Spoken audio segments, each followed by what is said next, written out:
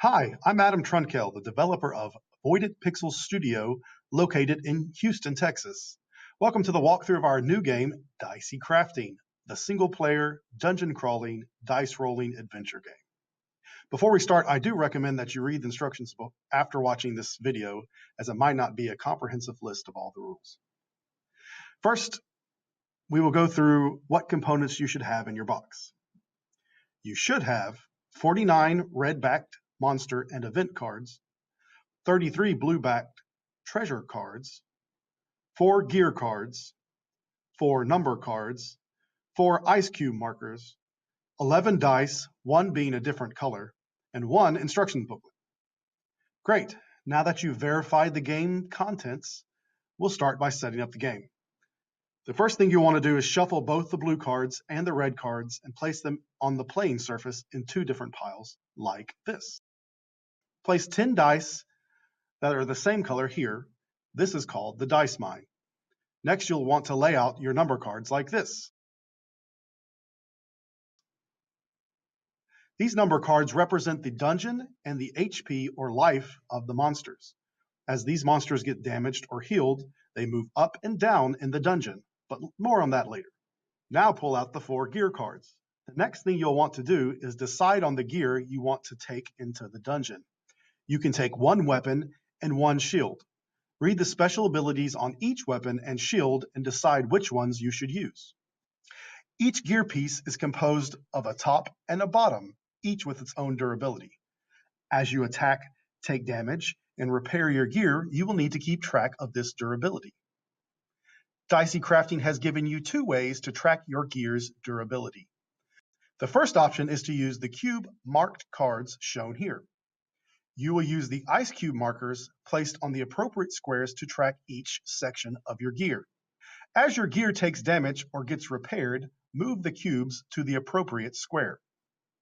The second option is to use the punch out cards here. You will need to use a standard hole punch to punch out the circles on the cards. Try to punch out the card in the center of the black circle on each card. You do not have to punch out all of the black area. There should be 2 holes in each card. Then you place these cards on the back of the cubed marked cards and move them up and down, left or right, to change the value of your card's durability. See the arrows marked on the cards. Excellent.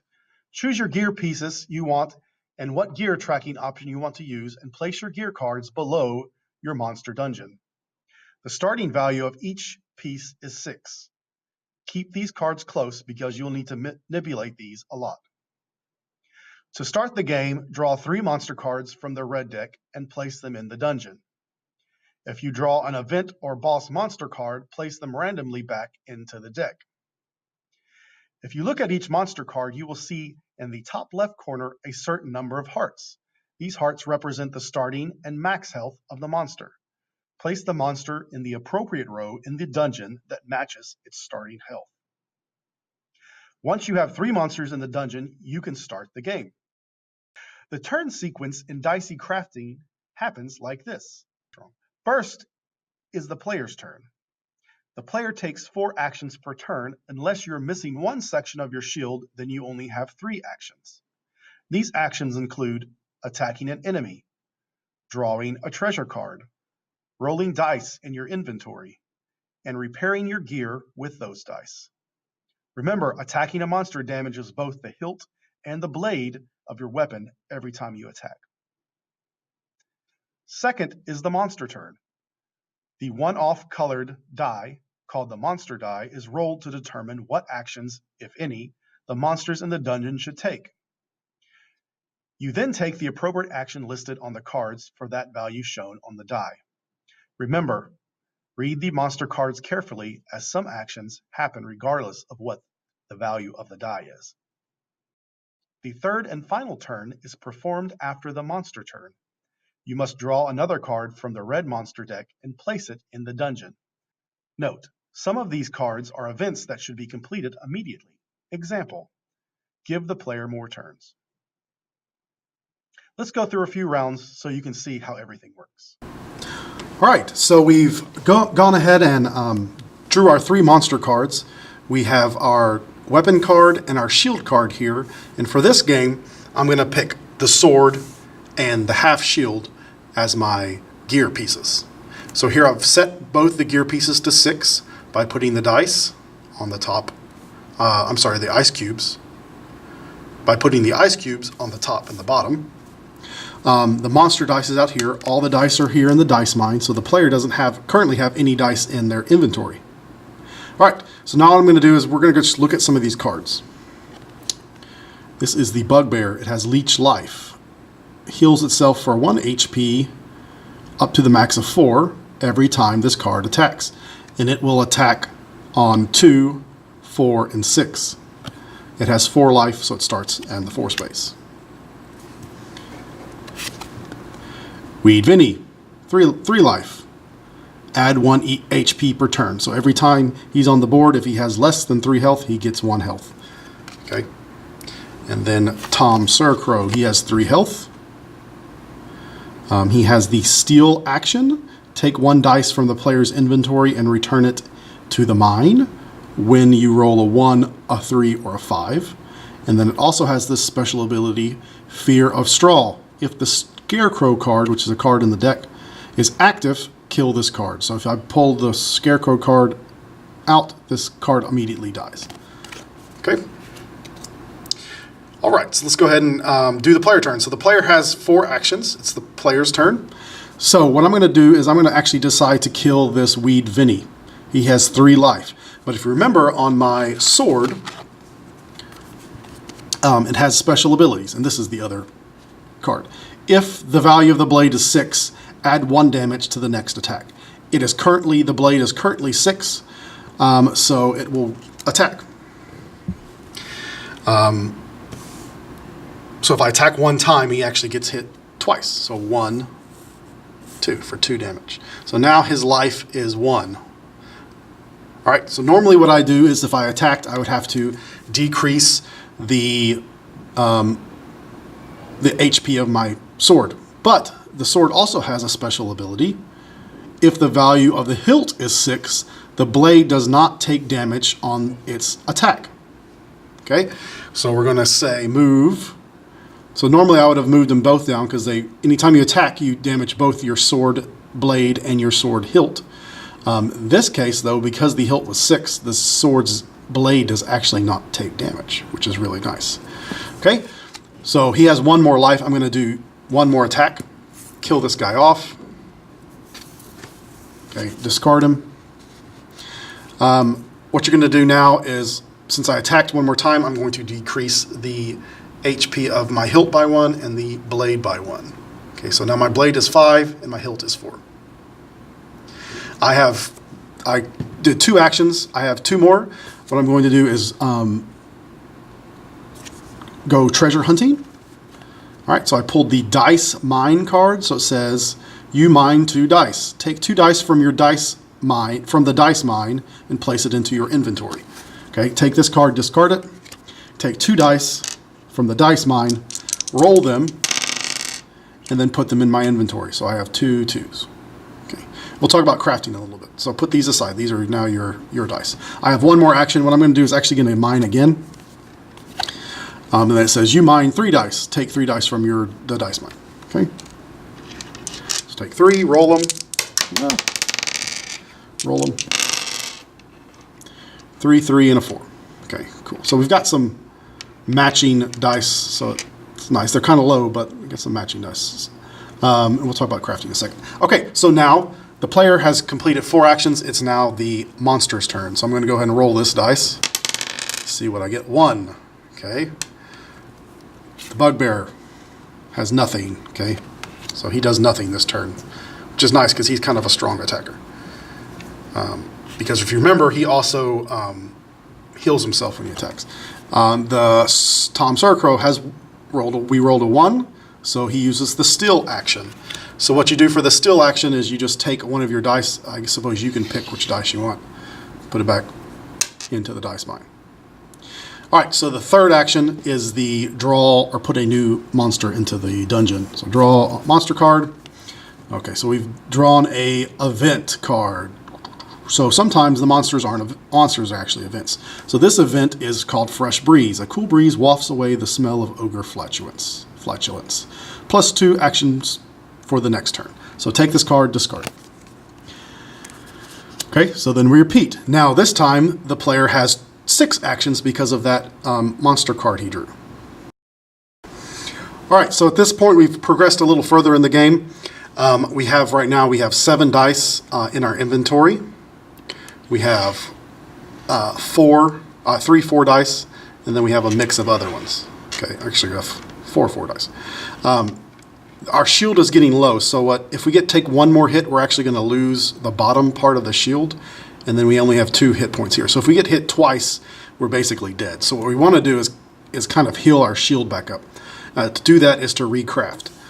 So if you remember, we use the half shield, and the power of the half shield is pretty cool.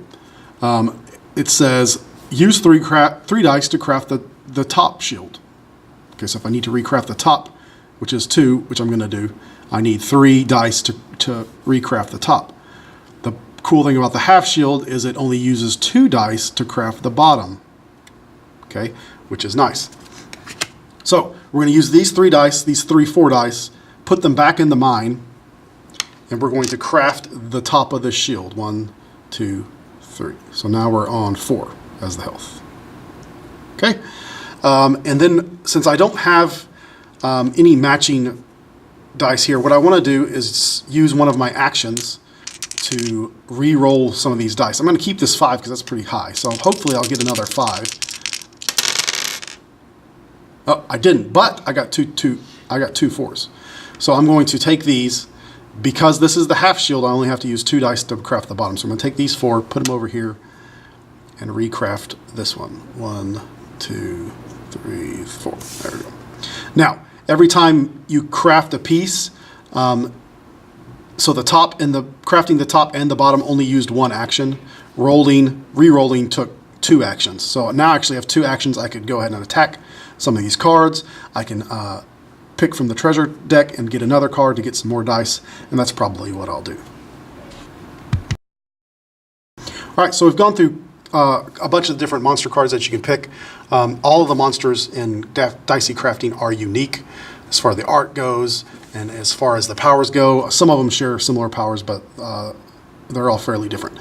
There are some special cards you can draw. We've seen that one-time event, the Fresh Breeze. There are also other events. So if you look at this card, if you draw this one, this is an event called the Crimson Bull. Enemy cards grow wings and get to roll twice per turn until this event is resolved. This event is actually not a one-off. So this event you'd actually have to lay it down on your board and play it. To defeat this event or to end this event, you have to spend the dice that are located here. So you'd actually have to use 2 4 dice to complete this event. So I'd put this down here. You can put it anywhere you want. 4 is fine, or you can put it up on 1. It doesn't have a life point, but it does have, it happens until you complete it. So I do have 1 4 dice here, so I would have to roll some of these other ones. Hope I get a 4. Oh, I do have 2 4. I just wasn't paying attention. So I'd actually have to take these 2 4 dice to complete this event. And then I will take these dice and put them back into the dice mine and then discard this event. Okay. This event can be defeated before it actually happens, because if you draw it from the deck, you put it down, and it only happens the next turn. Another card. In the deck, there are 4 boss monster cards. So if you look at the boss monster card, they will be colored differently. It'll look differently. You'll know that it's a boss card just by the color and the way it's laid out. So if you look at this is part 1 of 4. This is the Big Dark's Heart, which is the boss in this deck. And it has special abilities. It has a lot more attacks. This one says Colossal. This card takes up the whole room. No more monsters spawn until the entire big monster is dead. So when you draw the boss card and the boss is in play, you don't do that 3rd turn where you draw another card until the boss is dead. This also is the heart, so it's protected. It has 1 health. As you draw the other cards, basically when you draw a monster card, if you don't have all 4, you just kind of lay them up here, kind of deactivate it until you get all 4, and then once you draw that 4th one, you put them all in play, and then the boss monster is activated. And then you can attack it. Each boss monster has its own health, so you have to defeat each boss monster card separately. So it's like drawing basically 4 monsters at once, so it kind of gets difficult. The heart is basically the healing part where it starts healing each one of the pieces, but it's the last one you can defeat. So it's really cool. You can check out the art. You can check out those cards online to see the cool boss monster card. So that's another special card that you can pull out of the deck. Dicey crafting can end in several ways. The first way is if both of the sections of your shield are destroyed. In this case, you are considered dead and the game ends in a loss. The next way to end the game is to defeat all the monsters in the monster deck. If you have any questions, want to download an updated rule set, or want to join an awesome community, please go to voidedpixels.itch.io/dicey-crafting. Thanks for watching, and as always, gamers got a game.